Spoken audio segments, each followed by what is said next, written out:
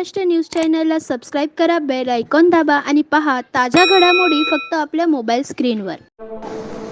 आज जागतिक आरोग्य दिनानिमित्त उल्हासनगरमध्ये माधवबाग आणि समृद्धी फाउंडेशन तर्फे डायबिटीज विन वॅकोथॉन आयोजित करण्यात आले होते। 5000 वर्षांपासून अस्तित्वात असलेल्या आयुर्वेदिक विज्ञानानुसार दैनंदिन 2.5 ते 3 किलोमीटर चालणे मधुमेहाला दूर ठेवू शकते।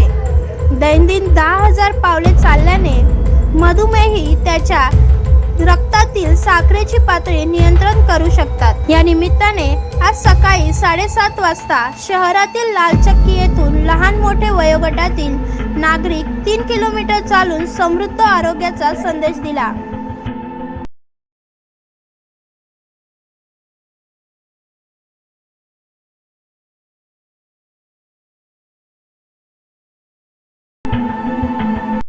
आणि प्रत्येक नागरिकाने कसं काही राहिलं पाहिजे। येस, आज 7 एप्रिल पूर्ण भारतभर माधवबागने जवळजवळ 300 क्लिनिकमध्ये डायबिटीज विन वॉकेथॉन हे कॅम्पेन रन केले।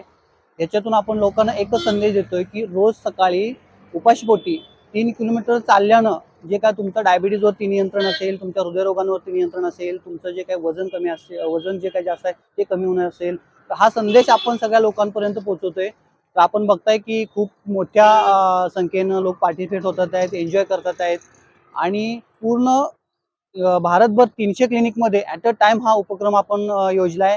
आणि आपले प्रदीप गोडसे असतील किंवा अनिल मराठे साहेब असतील यांचाही खूप मोठा सपोर्ट आपल्याला मिळाला आहे। 1 महिनाभर आपण याची तयारी करत होते। तर शेवटी एकच संदेश सांगायचा आहे की लोकांनी रोज सकाळी उपाशीपोटी 30 मिनिटं तरी कमीत कमी चालावं, जेणेकरून त्यांचा हृदयरोग असेल, शुगर असेल किंवा त्यांचं वजन कमी होणं असेल, या गोष्टीवरती नियंत्रण राहील।